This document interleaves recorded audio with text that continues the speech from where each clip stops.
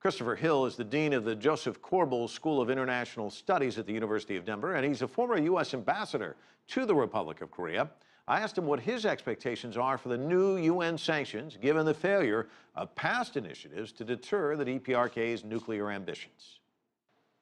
Well, these are more specific. They try to go very specifically to commodities and to limit North Korea's ability to export these commodities and therefore anyone else's ability to import them. So, they may have an incremental effect in kind of sharpening the choices that North Korea faces. But I agree with the premise of your question. I don't really see these as kind of in and of themselves dissuading North Korea from the path that they're on with respect to nuclear weapons. So if the sanctions aren't a good tool to change the dynamic, what needs to happen? Well, I think several things need to happen. First of all, I wish people would stop talking in terms of accepting North Korea as a nuclear state. We should be very clear that it is fundamentally unacceptable.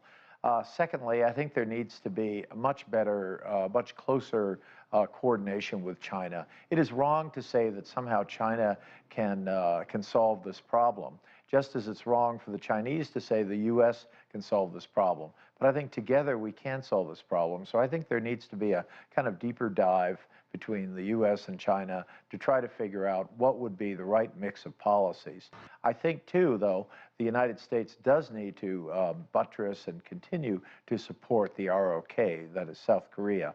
I think it's very important that South Koreans understand that the umbrella, the defense umbrella, the nuclear umbrella provided by the United States to them is sufficient for their defense, and they don't need to consider on their own a nuclear deterrent. China's position has always been one that there needs to be a diplomatic solution. Talk to me about China's role in all of this and how important they are. I think China has always taken the view that there needs to be a diplomatic solution. By that they mean there needs to be dialogue, discussion, and both sides give a little on these issues.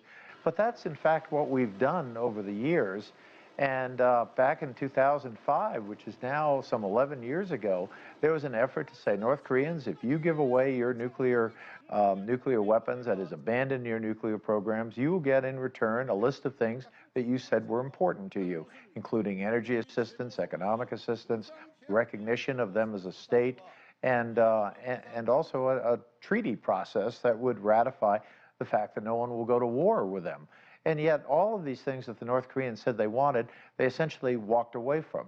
So today I think we have a state that very much believes that their future should be with nuclear weapons, and we need to work much harder with the Chinese and with others to make it clear that they have no future with nuclear weapons, and as long as they continue on this program, they will not only be isolated, but they will face the wrath of sanctions and other things. So I think China needs to participate more in this process and make it very clear to the North Koreans that they have to make a choice.